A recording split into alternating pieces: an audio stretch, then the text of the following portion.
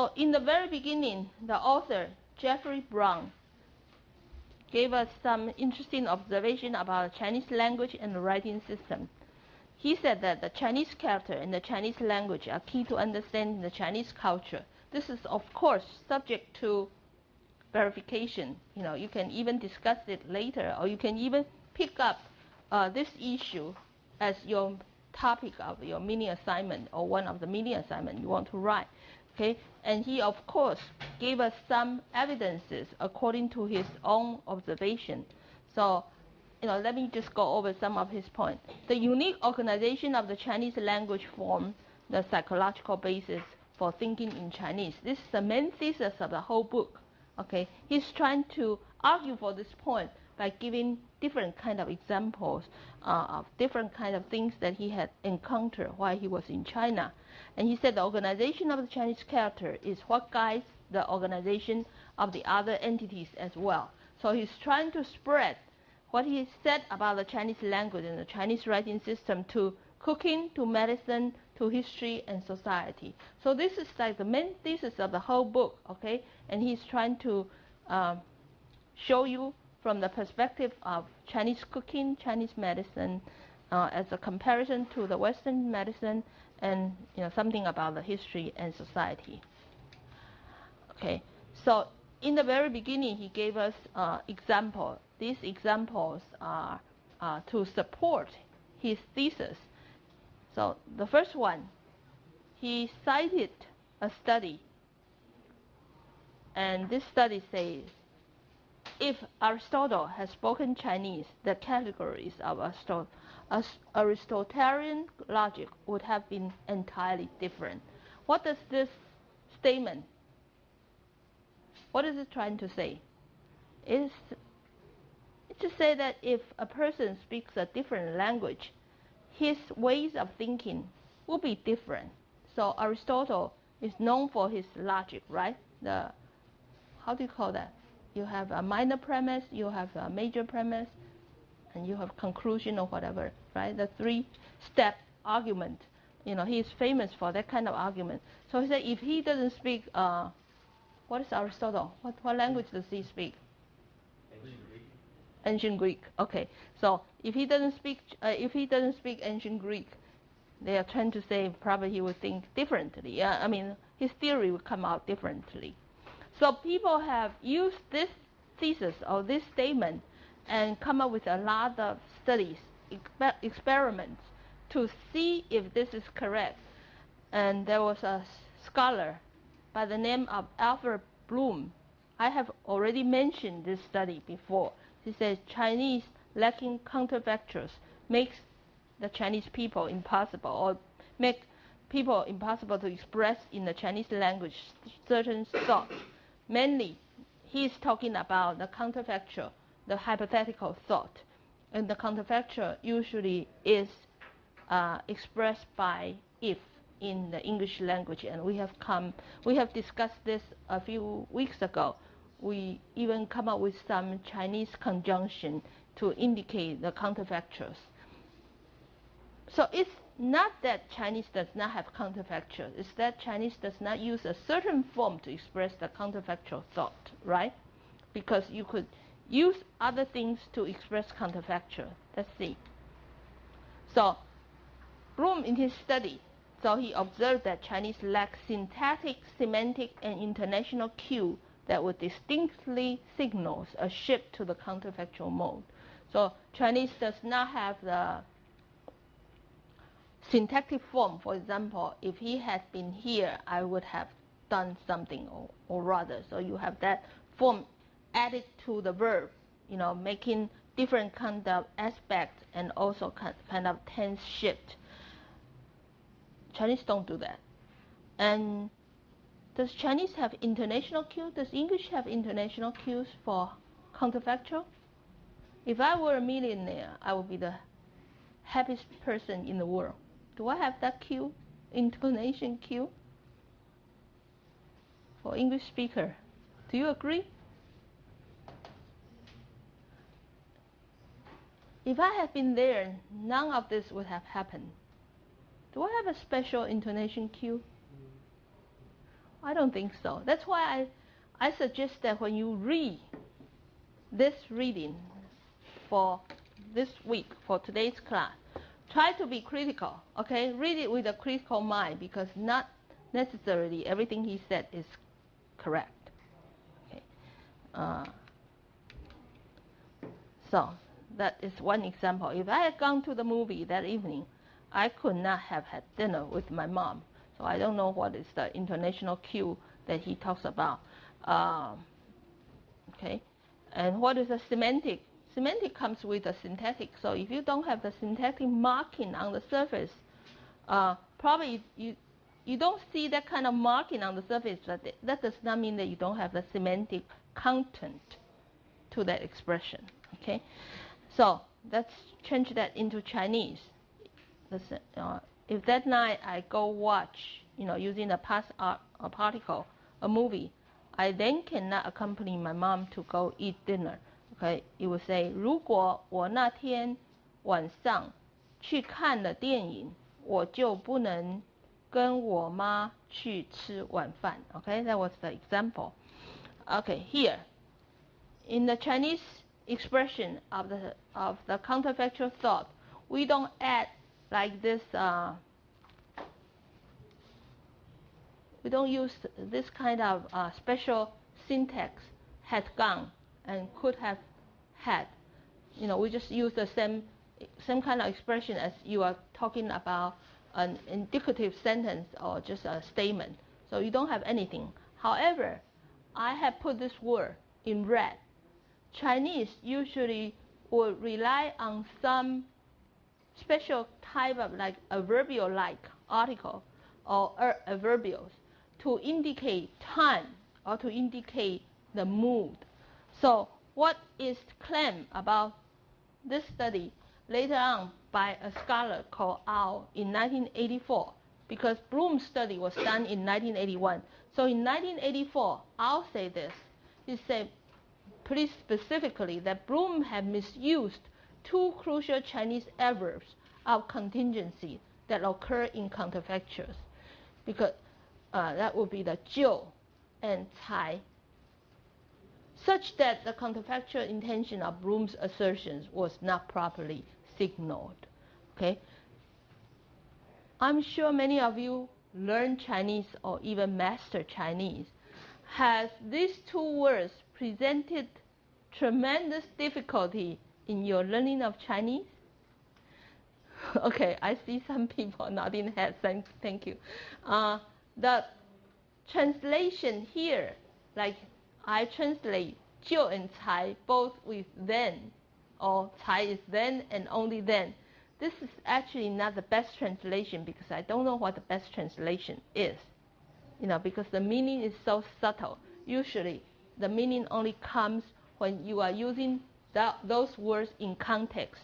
Let's look at that example again. 我就 okay, here. 我就不能跟我妈去吃晚饭. I then cannot go with my mom to, I then cannot have dinner with my mom. Okay, 就, even though you put down as then, it's not actually then. You put down then probably it's more because you have the if-then kind of conjunction. You are using this pair, like the English hypothetical or counterfactual expression. Okay. For those of you who know Chinese, how would you translate 就? Can you come up with an example of 就?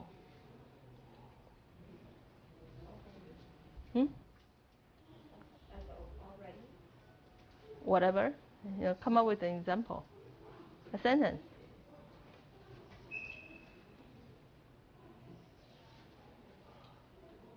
Okay.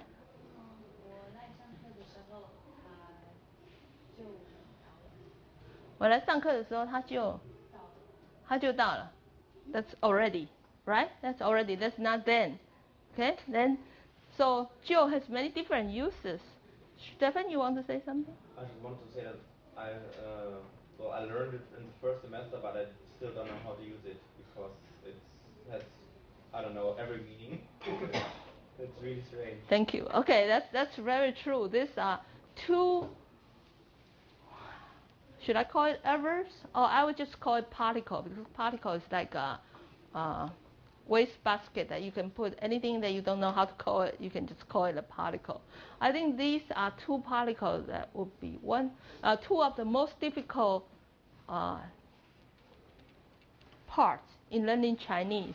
And if you search on the web, you could see thesis after thesis. Some people spend a few years writing dissertation on jiu, but then that dissertation, whatever is accounted for in that dissertation is still not satisfactory to the Chinese speaker. That's how complicated it is.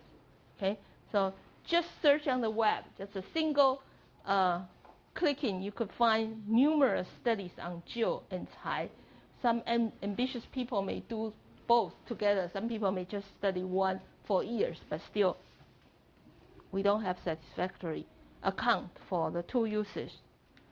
Okay, so in 2005, there are more people trying to account for counterfactuality in Chinese, and this is done by a Chinese student and her thesis advisor, Gentler, which is a psychologist, a very good psychologist. Says, although overall comprehension accuracy of the Chinese speaker was equal to that of English speaker, they show a specific difficulty with counterfactuals concerning non-transparent topic areas with counterfactual statement not readily identifiable by drawing from word knowledge. Okay, so they just did a few psychological experiment tests to see whether the Chinese are capable of thinking counterfactually. You can see from this statement, even though I'm not doing them the justice by giving you the whole study or the detail of the study, but just look at their conclusion, and I put the portion in red, non-transparent topic areas. What are they? Okay, when you have something like non-transparent, when you use an adjective to describe something, usually that is not accurate enough. Okay, so when you have to make a conclusion using something that is not so accurate and specific, that means they have not actually given you the kind of specific answer that you want to search for, or you will be satisfied with. And they go on to say, for these counterfactuals, English-speaking subject would take advantage of the presence of a clear syntactic marker. So the clear syntactic marker basically refers to what we have here. This has gone and could have had. These are the syntactic markers they mention. However, Chinese-speaking participants had to match the sentence with contextual information to discover that it was counterfactual. So this is very clear. As I said, you have to read the sentence in context in order to derive the counterfactual meaning. We don't mark it on the form, but we have other particles to indicate the meaning, and we also have the usage so that you can derive the counterfactual reading. So this part, I think I would agree. And that's why not only Chinese language is context dependent. In fact, all languages are context dependent. But I think for Chinese, the contextual information comes handy and is more important than any other languages when you want to interact with other people. Remember, we talk about high context language, Chinese being one of them. Okay, because for meaning, you really have to depend on the context. And also in the book, Brown comes up with several of his statements, and as you can see, I put a question mark here because those are the things that's subject to verification or subject to your discussion or your approval.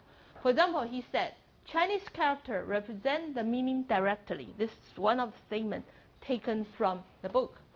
So I searched on the web, and I said, okay, Chinese indicative characters, mostly they are the pictograph, represent the meaning directly. They are simple ideograph. So, for example, you have all these ideographs: 上, up, 下, down, right? And two, what's that? Protrusion. Out. Okay, this is the opposite. You can see this comes up, this goes down. Indentation. More. End. Okay, the end point. 本. That's the root. Well, you probably need some imagination to come up with the meaning. But perhaps if this statement is correct, you probably have to qualify it by saying what part of the writing system is actually, they can represent the meaning. Because in a while, I'll show you different types of Chinese writing system. Okay. And another statement made by Brown is that the Chinese writing makes Chinese thinking more concrete. Again, I put a question mark because you have to find out with concrete example in order to show that this statement is correct. So again, I say the pictographic writing makes Chinese thinking more concrete. So I'm only limited to the pictographic writing. I'm not talking about the writing in general. So for these are the evolution, changes of the pictographic writing. So originally, this is the symbol for sun.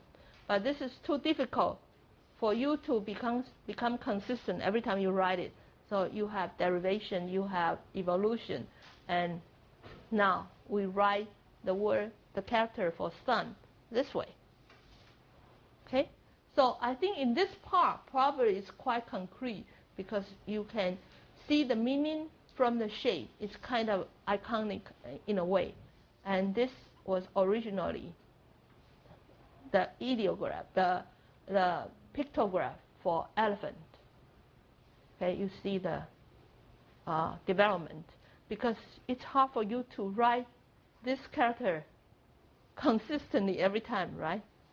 Your elephant will be different every time. So it's easier to write it this way. So we now have this. The next one. He said, Chinese characters make Chinese naturally suited for writing poetry. Wow. Okay, so again, it's subject to your approval or your further investigation. And I can support this argument in this way. I can say Chinese characters with their breadth of meaning and overall ambiguity make Chinese naturally suited for writing poetry, but not necessarily this is not well supported. Even if you look at this example. Then speaking of disyllabic compound, a scholar say the example of 先生, okay, this is not a good, I will change it later on. I'll put it into pinyin. Now it will be replaced by an X, right?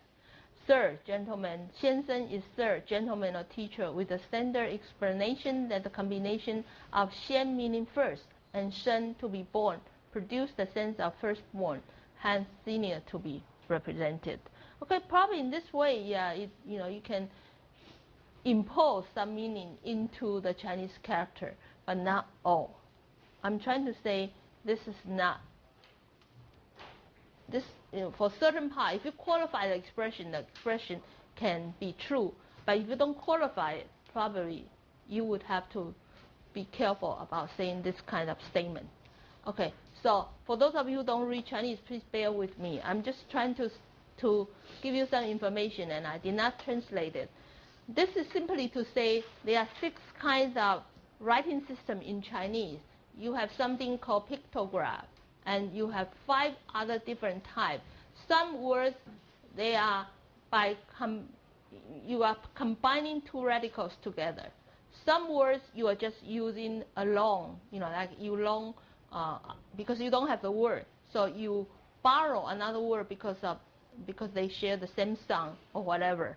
So there are 6 different ways of Chinese character writing. What we have talked about in terms of those statements made by Dr. Brown, those only refer to the ideographic or the pictograph kind of writing. That's the very first kind. The very first kind.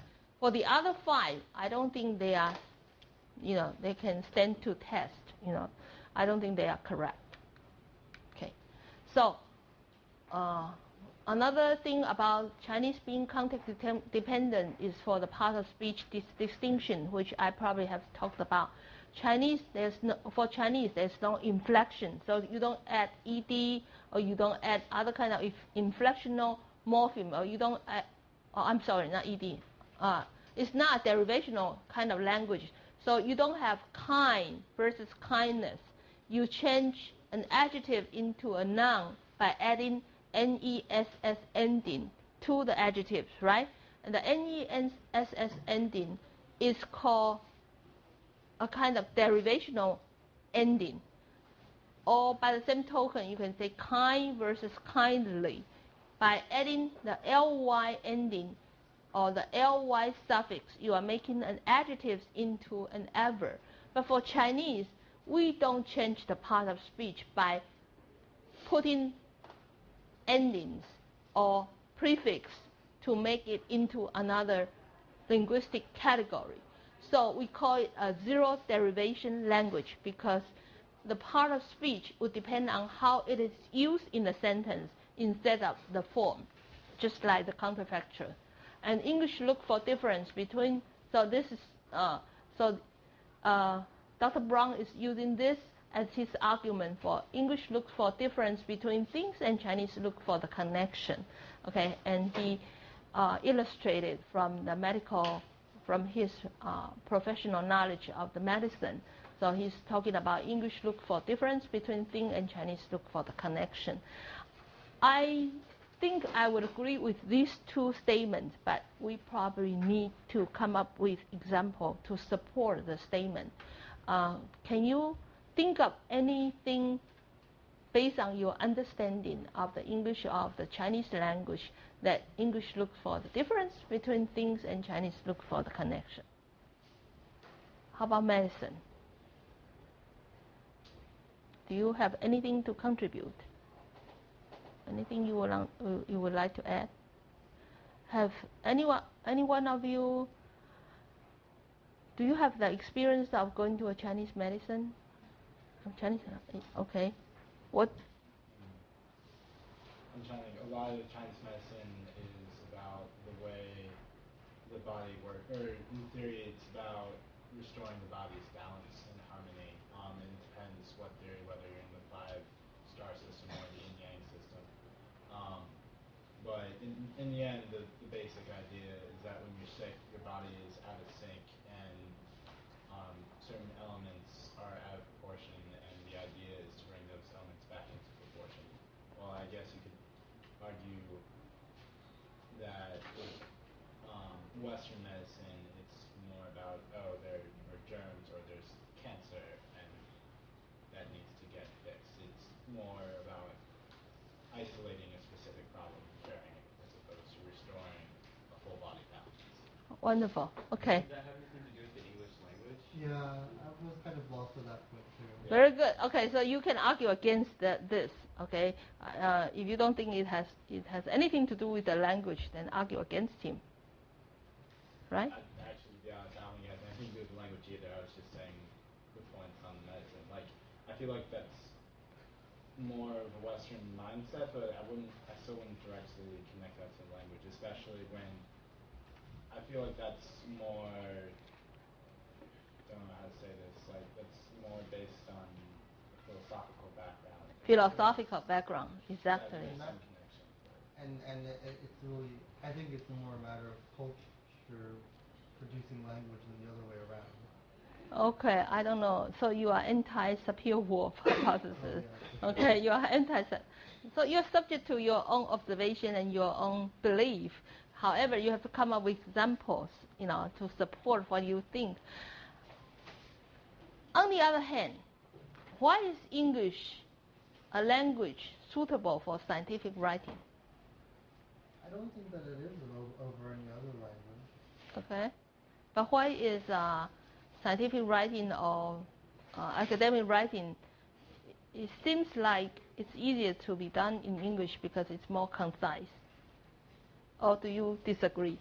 Well, I don't know, because most terms that we use in medicine, I mean, I'm not saying I'm a medical student, but I'm saying that from what I've learned from my science classes, most of them come from Latin derivation.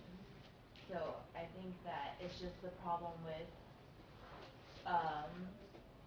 since English borrows a lot of words from Latin, and like when we name species, it's all in Latin. So I think that it's because that has such a great influence on our end of the world, versus I feel like when Asian medicine, they developed independently at first from our medicine. And then I would also like to add on, because Chinese, they like to talk about qi. Qi, yeah. Qi, and then that's like, I feel like to me that's more of a flowing thing that goes through out your whole body. So it's very holistic. Whereas English, I guess, we only have blood. Okay, these are all good points. Not necessarily they are all correct, but you are entitled to your own thinking and probably do a little bit research to see if your point can be supported. Regarding the qi, that's also another thing we will be covering later on in this class. Can you see qi? Some people claim that they can see it. Some people claim that they can see it. It's running in your body. I don't know. I cannot see it. So it's kind of abstract. It's pretty abstract, but is it totally wrong? Is it totally nonsense? I don't think so either. Okay, so that's the mystery. And when you go to the Chinese medicine, usually you go for your heart problem, but the doctor will tell you, okay, your heart is not good. Neither is your kidney, neither is your lung, neither everything. It's like everything ties together. Okay, they don't just treat you locally for the problem you go to, but for the Western medicine, right? If you have problem with your heart, then they give you EGG, whatever, and they try to find out what's wrong with you. So they are pretty localized in a way. And if you take that kind of different approach into the way you would apply to your study, if you are focused, usually you can be the best of what you focus on. If you are general and broad, you can be a Mr. Know-all, but probably you are not a specialized expert in that particular field. That's why in college, for college education, we give you general education. You're supposed to know as much as possible, but that is not going to make you an expert. You have to go to grad school so that you can trim down, localize, to know what you want to know and become a specialist in that small area, right? So I think for that kind of reasoning or that kind of analogy, it's easier for me to conceptualize that the Western medicine could be quite good in terms of treating specific area.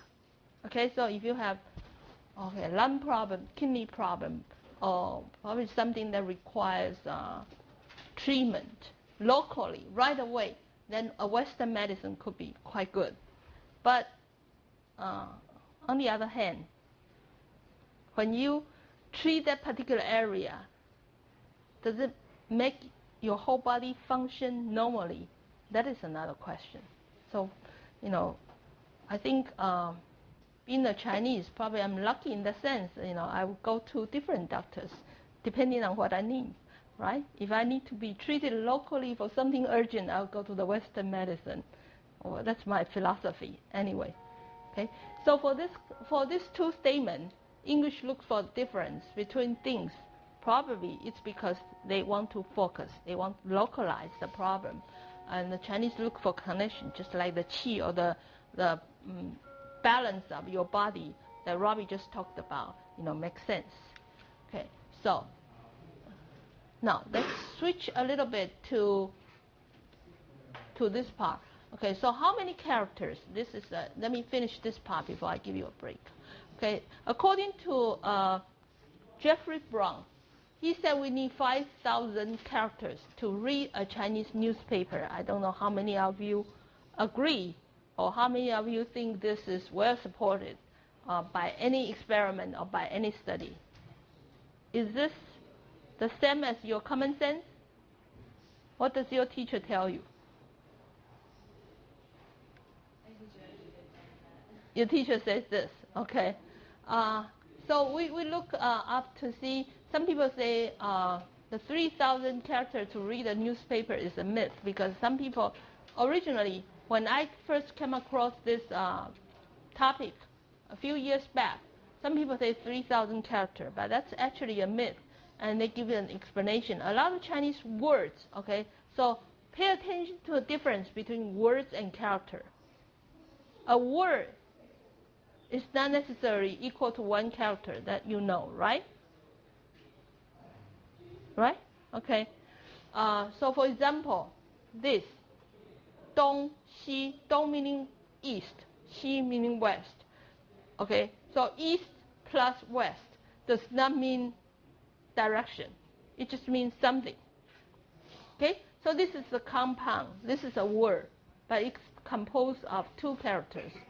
So a lot of Chinese words are compound, means they are made up by more than one character. So as this example, so within those first 3,000 characters, there are a vast number of compounds that you don't know if you just learn the characters singly.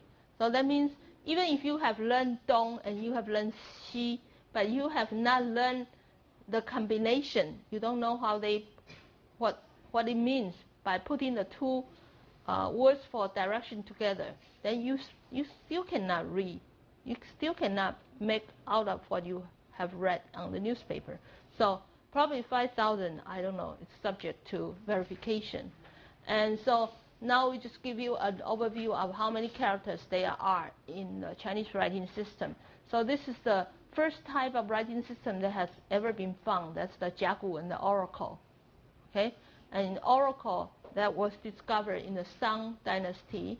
That was in 1650 to 1027 BC. And this is how the Oracle looked like. You know, they tried to take this out of the Oracle they have found. Okay, this is the way it looks like. This is a character for moon. What about this? Take a wild guess. Wow, so good. Who said that? Why? You read Oracle. I've studied it before. Wow, okay. Really good. Okay, that's a word for tiger. That's a word for tiger. Oh, okay. And this is 说文解字 in the Lei Han dynasty. And according to 说文解字, this is one almost like an ancient Bible for us to look for explanation of the character, the graphs. And according to this, we have 9,353 characters. According to this dictionary in the Qin dynasty, okay, we have 47,035 words. Okay, how many words there are is not important. I just want you to get an overall idea about the character. So, according to this book, you know, he has done some research. Okay, the 说文解字, which is the one we have seen, and after that you have another Tang dynasty. We have 16, close to 17,000 characters. And in the Guangyun in 1011 AD, in the Song dynasty, we have around 26,000. And in the Ming dynasty, it was said that we have some 33,000. And then in the Kangxi, the Qin dynasty, that was the number you have just seen, 47,000. Okay, so these are what is given in the book. And we have done some more research. We have done on the Chinese dictionary. Some people claim it's close to 50,000.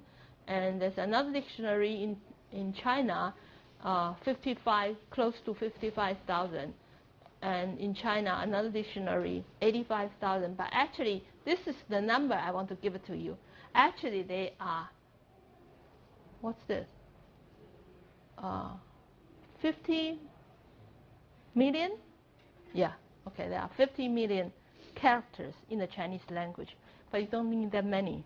I don't think anyone that you have come across on the street knows that many, okay? You only need 5,000 characters to get by, but if you want to be a Chinese scholar, probably you need to know somewhere, probably I think this would be more feasible. And if you ever have a chance to see that 大辞海, in the library. They are close to 50 million characters. Okay, so this is a chart that was given in the book that tells you about how many characters according to the different dynasty. Okay, so this will be posted on the web. Okay, okay, so let's take a break here. And during the break, there are two things I would like to ask for your help. So this break will be a little bit longer. I think I won't start the class until 10:45. During this break, I would need you to remember the authorization I mentioned in the very first class. Finally, the form is ready because we are filming for this class, so we need your agreement and your authorization. So I would appreciate if you just put down your name on the form, okay, on the form. Number two, I would appreciate that all of you would just take out a ref sheet after you have signed your name. A ref sheet, preferably this size. I need you to give me some feedback for the course. Okay, for example, is it too easy for you? Am I going too slow or whatever, that we can make the class a little bit better? If you are too shy or if you have some reservation, then do it anonymously. I don't need to know your name, but I do need to know your comment and your feedback, and I appreciate that you could give me some feedback for the course. Okay? Is that okay? All right. Okay, if you have finished writing the ref sheet, just make sure that you give it to me before you go into the discussion session. All right? There are still a lot more to go, so I'm going to start on time so that I won't take Chester's time away.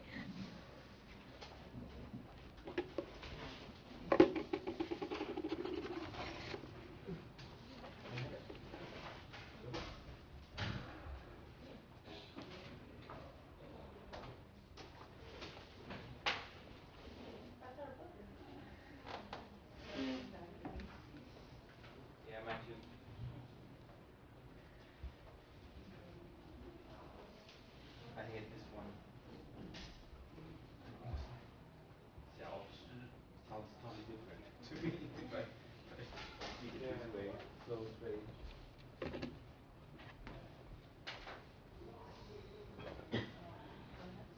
Okay, just continue doing that later on. Let me continue with what we have been saying. Okay, then Dr. Brown said that in the book, he talked about Chinese being an isolated language, which means that it's non-derivational and non-inflectional. For example, for the plural, or for the noun, you would just have a head noun always added to the end of a compound. So you have 汽车 for car, 马车 for carriage, 火车 for train, and 自行车 bicycle, and 手推车, the push car, etc. And you see, by recognizing the head noun, which is attached to the end of the compound, you recognize right away what type of thing it is.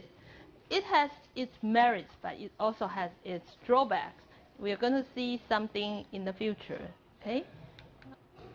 So let's see. Okay, these are the demonstration of the different kind of cars and the push cars. And for example, let's take another example, 鱼. So you can have the head noun added to the end of the compound. So you have the shark, 鲨鱼, right? And you have the whale, the 金鱼. Of course, by writing the whale as 金鱼, making it most like a, making it like a fish, like the categorization would be a fish.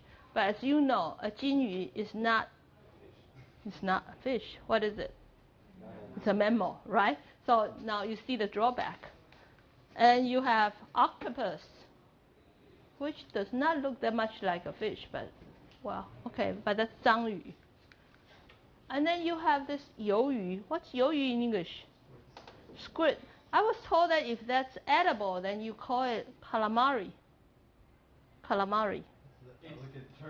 It's calamari if it's cooked in like special Italian style. Yeah, like as an appetizer. Like you make it into a ring and then you fry it, right? That's calamari. Okay. I learned it at script, but I was told that when you serve it on the table, probably it's pretty Western because over here in Taiwan you can eat it like this. You don't have to serve the Italian style. You don't have to put lemon. You don't have to put Hollandaise sauce, in order to make it edible. I think you know what I'm talking about, right? Okay. So that's calamari. And you have different kind of 甲鱼. Again, you see this character, but it's actually a soft shell turtle. It's a soft shell turtle. It's not fish as such. 鳄鱼, alligator. Okay, probably you can accept it as a kind of fish. I don't know. 鲍鱼, abalone. You don't see the fish anymore, but instead this is a very expensive type of food, right? Abalone. You know where in the world you have this? Well, of course, for to serve on the table, but you know where it is produced or it is caught a lot? Mexico. Okay, this is very, very expensive for a small can. Like a can. It's served in dry. It costs you more than 2,000 NT. 2,000 NT, and you don't get that many. Okay, you don't get that many in a can. And finally, you have this. We call it 木鱼. Anyone who recognize this? What is this? Huh? Yeah, from the temple. When they are chanting, they have to keep the beat. So one person will be using this. This is a stick, right? And then you would just hit the stick against this part to make the sound, and it's a regular monotonous sound so that you can chant whatever your sutra that you are going to recite. Okay, so this is also called 木鱼, but actually it's not a 鱼 anymore. So with this kind of writing, you also have the disadvantage because sometimes you think, well, this is the category because you see the 很难 being 语, but actually you are talking about totally different kind of things. So there are good parts and bad parts. Just like panda. What is panda in Chinese? 熊猫. So the 很难 is 猫, right? 猫 is cat. 猫 is cat. So a panda is a cat? Okay. All right. So some people say you should say 猫熊 instead of 熊猫. You should reverse, okay, to make it more appropriate. Okay, so this part I'm going to skip also. So then Dr. Brown talked about the notion of combination, and he used different fields to illustrate his point, like in poetry, in painting, and in literature, and specifically talked about cooking, talking about the stir-fry style of cooking in Chinese. He said that in Chinese cooking you are combining a lot of ingredients together, and so you stir-fry it. And in order to make the combination, you have to cut it into different shapes, like a cube, like a shred, or whatever, and that has to be even or the same size. And he's arguing that when you stir-fry, you are mixing everything together, the flavor, the aroma, the texture, and the shape of the food. So I'm thinking, do you support his argument? Can you come up with any example to support his thinking? Is this correct? Okay, some people are shaking their head. You want to say something, John? I just think that it's essential, and that's something that I've always been taught is not acceptable in a serious academic. Oh, okay. So you think this kind of reasoning? And also, with going back to the thing with the characters, I find that a lot of these are coinages. They're compounds that are used to describe objects that didn't exist in pre-Qing China. So it doesn't exist now. I think he also shows. Do you mean they don't exist at all, or they just don't exist now? There were no trains, and the Tang poets wouldn't have known what that was. And so I find that a lot of the examples he gives are modern.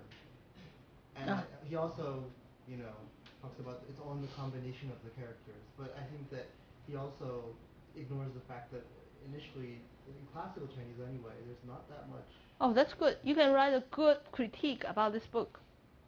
That would be a good topic for assignment. I don't know. I got this impression that he was doing this Orientalist thing where this Westerner goes and has a profound spiritual experience in the mysterious East. I mean, if you read the actual words that he uses, like he just says everything short of exotic. I mean, and I would say so that that's why I he have no was problem with this. he was fascinated, because that was something different from his experience. That's why you need to go into the detail. Some of You his have to. choices of words make me uncomfortable too. Oh, okay, very good. As I said in the very beginning of the class, I want you to read this with a very critical eye, a critical mind. So, be my guest to criticize or to write a critique about what you have read. This is the purpose of. Well, I think for an assignment, you are entitled to your own argument or to what you want to say, as long as you support your idea with a good explanation or with concrete examples.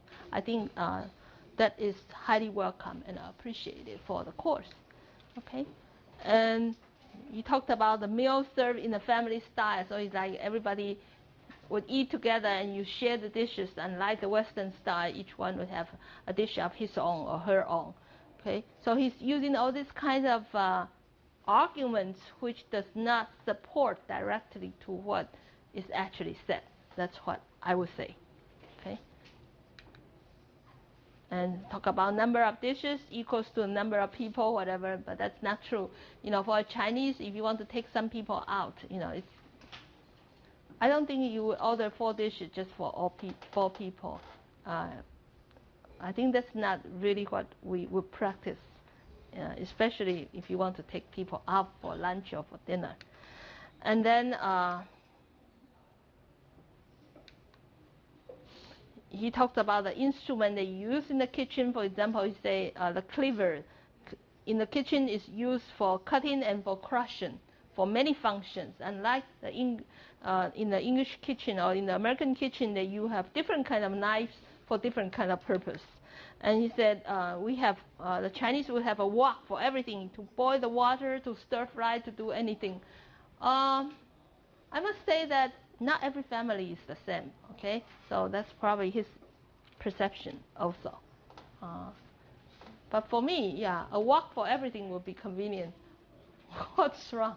We're agreeing that woks are awesome. You agree that wok for everything?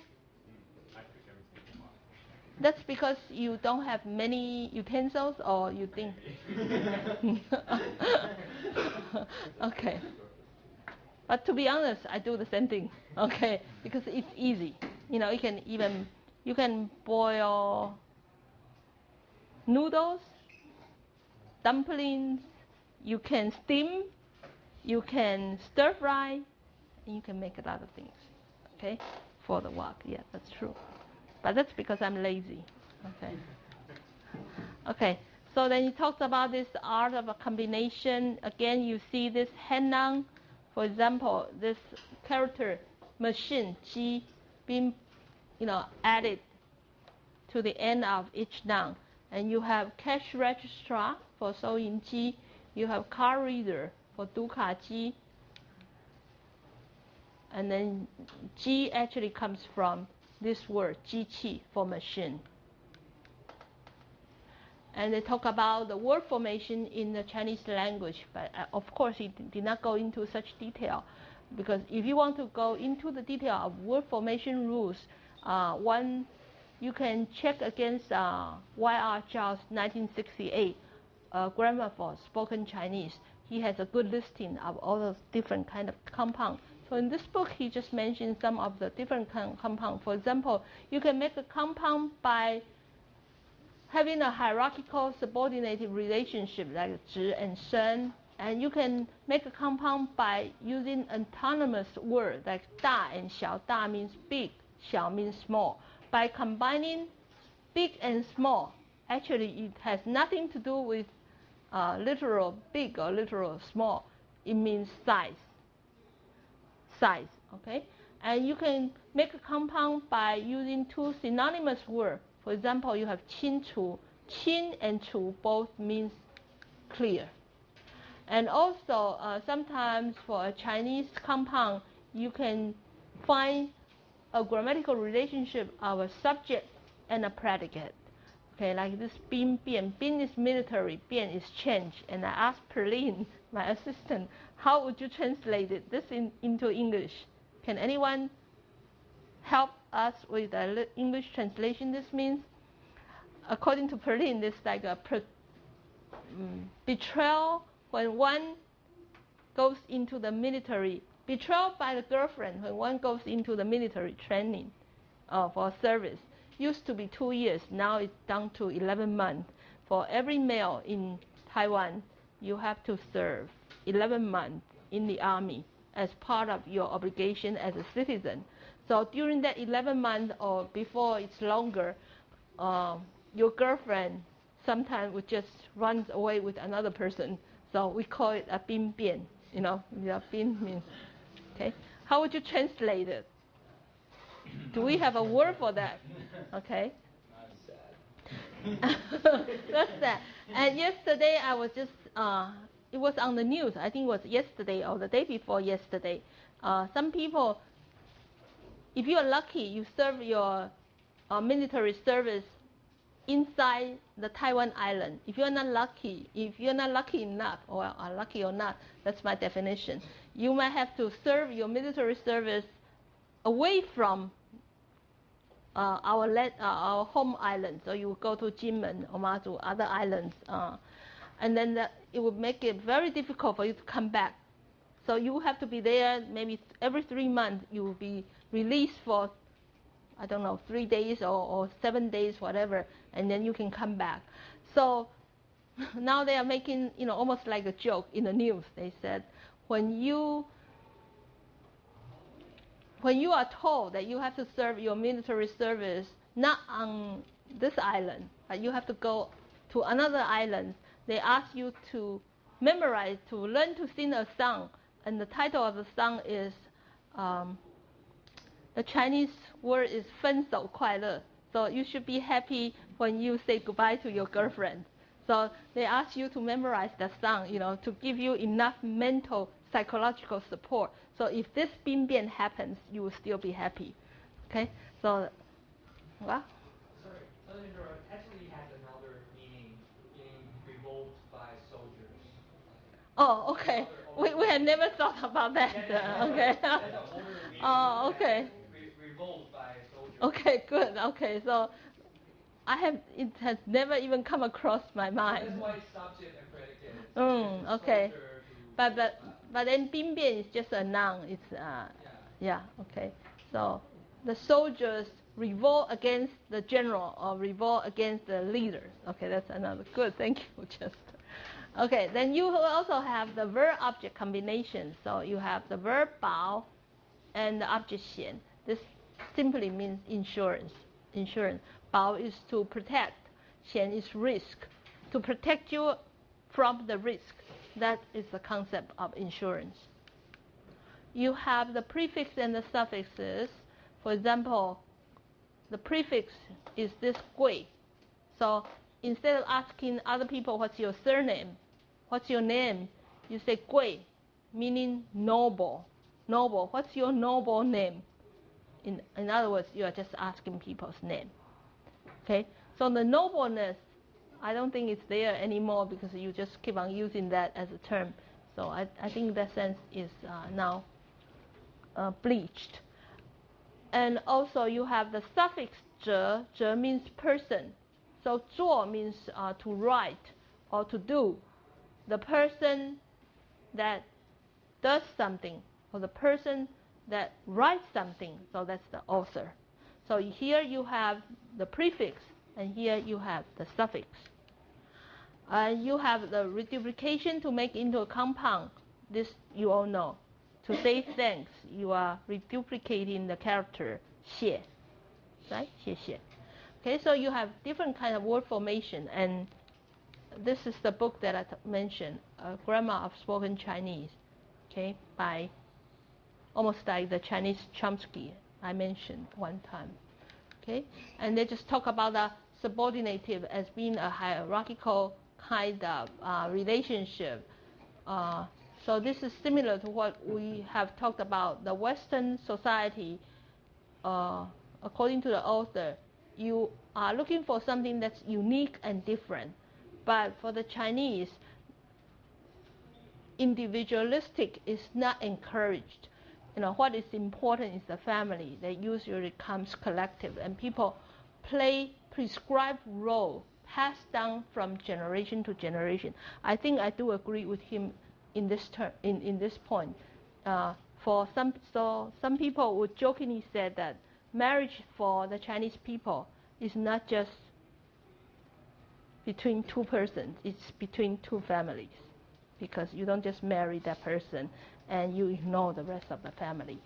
Okay, and this is something that I would like to mention first. But then in the reading 2 weeks from today, when you read the faith-threatening article that I have assigned for this class, we will talk more about the factor of solidarity, power, and generation. Okay, so let me skip for now. So for the Chinese family, collectiveness is a key for social harmony. So from the ancient China, we talk about 君君臣臣父父子子. Jun is like the emperor. So the emperor should behave like an emperor. Okay? The subordinate to the emperor should behave like a subordinate. A father should behave like a father, and a son should behave like a son. Okay, so here you have seen this reduplication again. Fu, but the first one is a verb. The second one is a noun. Same thing here. The first zi is a verb. The second zi is a noun. This is what I have talked about, the part of speech without any derivation. So you use the same form. This is an extreme example from classical Chinese. But just using 8 characters, you can say the whole thing. The ruler be a ruler, or the subordinate be a subordinate, the father be a father, and the son be a son. Okay? So this is one of the features of the Chinese language, especially true with the classical Chinese. So the Chinese family, you take family as the focus, highly organized system of kinship relation. It just happened to overhear the conversation between Catherine, right? You were asking about father, sister. Okay, so we have a very complex kind of kinship terms, for a term of address. And in the ancient China, we also have the 5 cardinal relationships about 五伦, and also about the propriety and good manners. These are all discussed in, I think, later chapters, like chapter 6 or something, that you can find out in your reading. So Li is almost like a central idea. Act in a manner suitable to one's social position, a complex code of etiquette and ceremony. So you just have to behave according to your position in the society. When you behave properly, then it's considered good manners. Okay, so Li is very important. It's a central concept of Confucius philosophy. That's true. Okay. Then he talked about the hierarchical structure of the Chinese character. He said the meaning of a combination is greater than the meaning of the part. Well, if you look at the combination of the character 大 and 小, big and small, meaning size, the combination of 东西, east and west, meaning the thing, probably you can see a lot of this compound, the power of combining, or the power of being compound. Chinese characters change their meaning depending on the combination. Is that true? I put question mark for you to think about the question. Is this true? This is something that you can discuss during next hour. Is it true that Chinese characters change their meaning depending on the combination? Okay.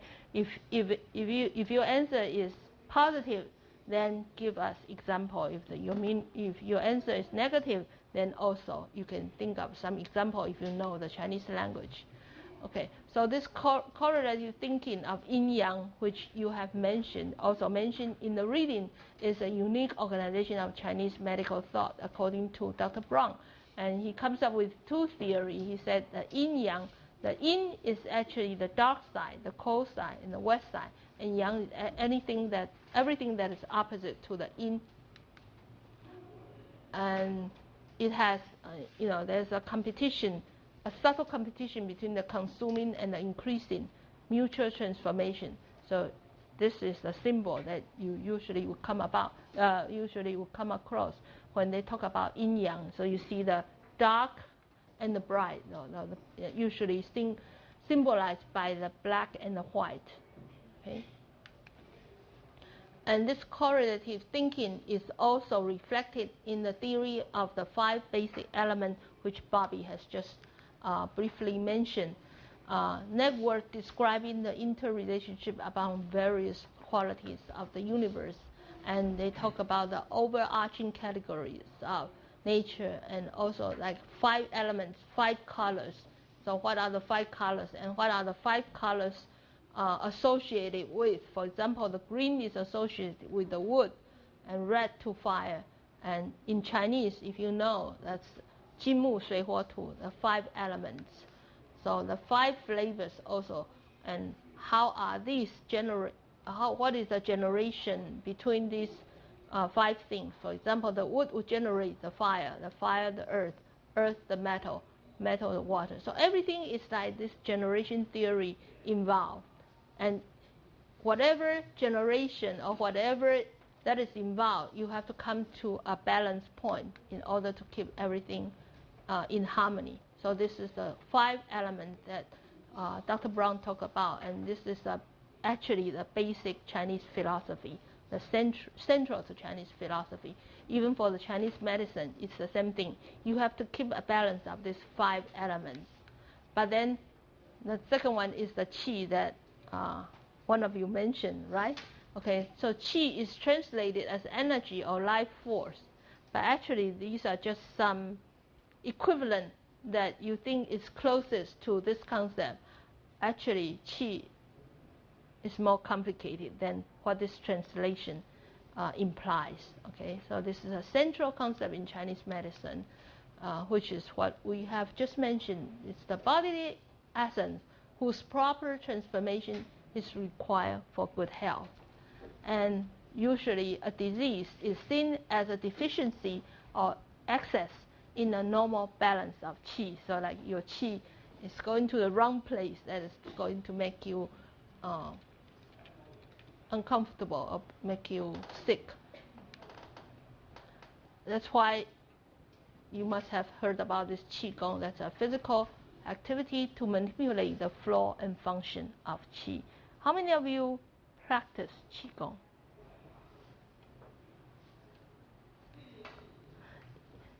No? Is that true? Chester? No? No, I don't. You don't? Okay.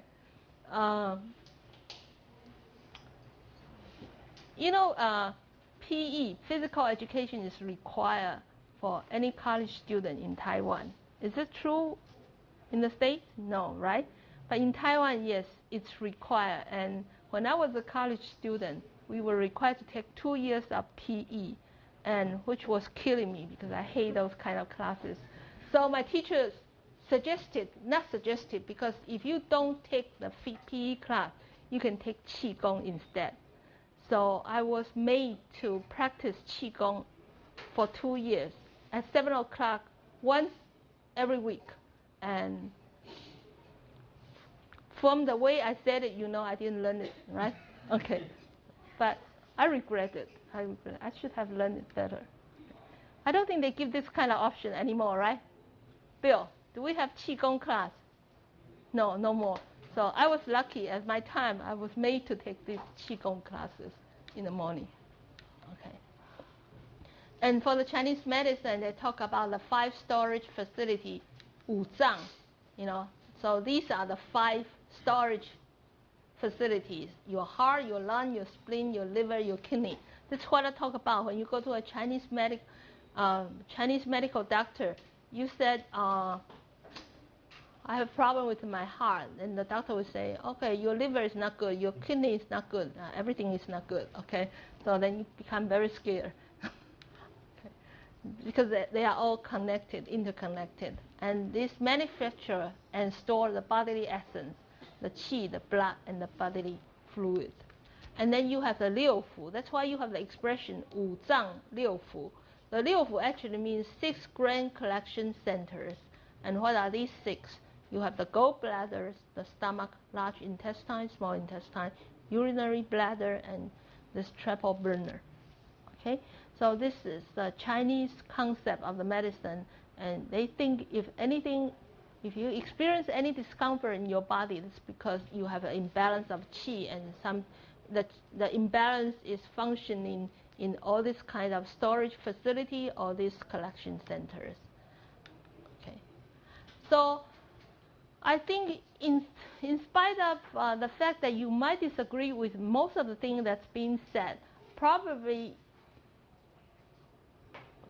you can agree that Chinese values a lot more about holistic thinking. Or is that agreeable to you, or do you disagree?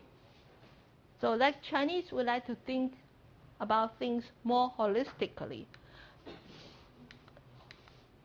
trying to incorporate everything into a single unified whole. Right? Okay. Whereas the Western thinking, they like to break things down into their fundamental component and then develop principles or rules that describe how the component interact. So like the Western is very strong in physics, chemistry, and biology because they are pretty focused. They can break things down into their fundamental components. They talk about the herb, let me skip this. And let me just talk a little bit about the sound and symbols and use 5 minutes of the break time. In the Chinese language, we have limited monosyllables in Chinese, approximately like 400 syllables. And if you combine that with 4 tones, actually you should have 1,600 possible syllables. But of course, you know we don't use all those 1,600, only 1,200 are used. So there's a clear demarcation from one syllable to the next. The sound, they do not blend it. They are not blended together. So for example, you say dong, xi. Dong is one sound, xi is one sound. You don't have that like in French, right? You don't have a clear demarcation. The ending of the first word would go into the beginning of the second word. That's what you have in French. Or even in English, sometimes the demarcation is not that clear. For example, you can say, what's the expression? Maybe somebody can say it better. What you may call it. How do you say it quickly? Say it again? Okay, so probably you don't hear the clear demarcation there. Okay, unlike the Chinese language, usually the one from one syllable to the next is usually quite clear. So this is again taken from your reading. The syllable Mandarin Chinese, this represent all the possible combination. However, it is not unlimited. As I said, the most you can have probably is 1,600.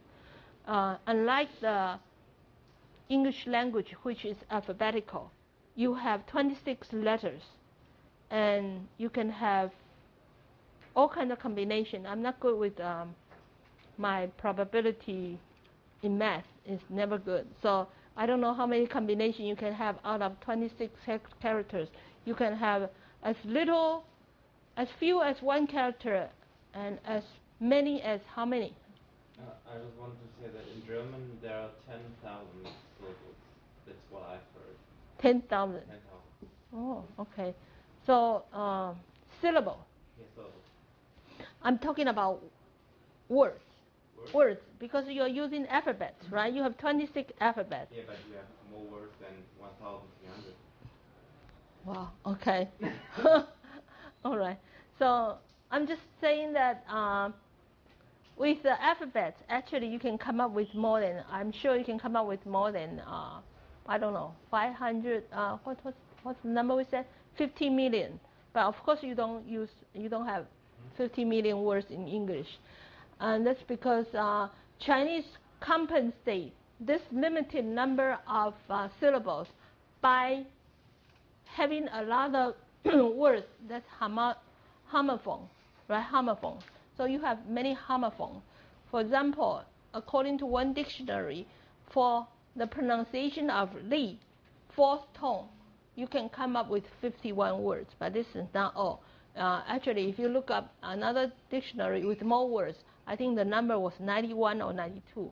Okay, so just one syllable, you can come up with all these kind of different words, and each one, of course, has its own meaning. And so, because you have so many homophones, you're trying to reduce the ambiguity by making them into disyllabic or even multiple syllabic words. So the disyllabic word, this word we have seen, 清楚, actually there are two words meaning the same, clear and clear. But now, because you have too many homophones, and it's prone to vagueness and also ambiguity, now you just try to make it into disyllabic or monosyllabic word. And also the same thing, this is hu. In classic Chinese, you just use monosyllable hu. But now you are putting this prefix lao, literally means all, but the combination of the both of these two does not mean it's an all tiger, okay? Because this lao is just a prefix that has no meaning. So I hope you understand. If you refer to me as 老师, okay, you know what I'm getting at, right? Okay, because this 老 has no meaning. So same thing with if you are talking about suffix, then you have 子. For example, you can have 孩子, meaning child. Originally, you just have to say 孩 in classic Chinese, but now you are adding that suffix to it. Okay, so there are some combination we just don't use. So it represents the whole syllable. It cannot be further divided. Chinese language does not inflect, cannot be broken down. And the syllable is a fixed and irreducible unit. So let me just finish this part with this slide. So syllable plays different roles within combination, and depending on their relation to other syllables, syllables change in meaning. And similar to the concept of qi that changes in function, this is Brown's idea with its varying role in the human body. Okay, this part, I think I'm going to give it to Chester. Maybe he can use it as a discussion. Talking about the time, how the Chinese and how the Mandarin speaker and the English speaker may perceive time differently. Okay, I'll talk to you, or if you cannot do it, I'll do it after you come back in your discussion section. I just have a few more slides. Okay, so I quickly finish up here, take a break, and then we'll come back with a discussion question.